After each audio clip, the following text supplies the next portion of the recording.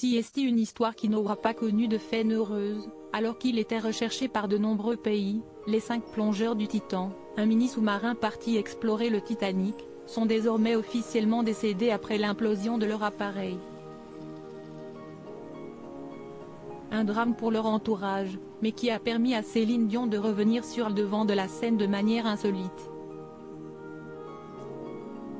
Tout le monde espérait un miracle, mais finalement il n'a pas eu lieu. Après avoir disparu dimanche 18 juin dans leur descente jusqu'au Titanic, les passagers du sous-marin le Titan sont finalement tous morts dans des conditions effroyables. 5 victimes, dont un Français de 77 ans spécialiste du Titanic, qui ont été au cœur de toutes les discussions.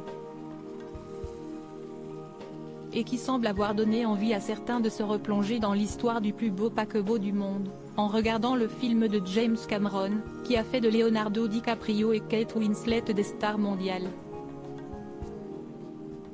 Ou tout simplement en réécoutant la chanson emblématique de Céline Dion. Et la star, mêlée à tout cela sans vraiment l'avoir cherché, a dû avoir une sacrée surprise en regardant le nombre d'écoutes de son tube légendaire My Heart Will Go On. Puisqu'il a fait un bond immense depuis jeudi dernier. Des chiffres ahurissants, révélés par le site américain TMZ, les chiffres sont assez incroyables. Les auditeurs de Spotify ont joué la chanson 522. 864 fois depuis jeudi, avec vendredi apportant encore plus de flux, révèle l'une des responsables de la plateforme au sujet de la chanteuse, toujours trop malade pour monter sur scène. James Cameron consterné alors, un besoin de se remettre dans l'ambiance? En tout cas, nombreux ont été ceux qui ont relevé les ressemblances entre l'histoire originelle et celle qui s'est jouée la semaine dernière dans l'Atlantique. Même le réalisateur du film avait fait le parallèle.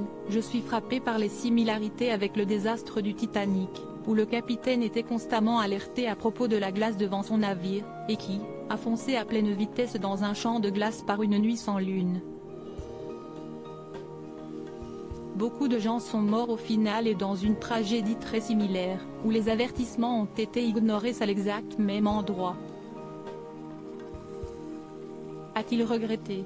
Et n'a pas manqué de tacler la société OceanGate sur son manque de lucidité et de prudence. Beaucoup de gens dans la communauté concernée par ce sous-marin ont écrit des lettres à la société, OceanGate, pour dire que leur travail était trop expérimental pour transporter des passagers et qu'il avait besoin d'être agréé, a-t-il conclu.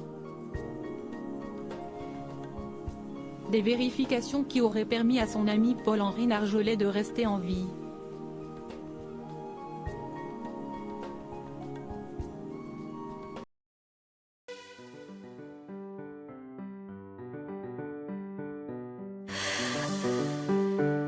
The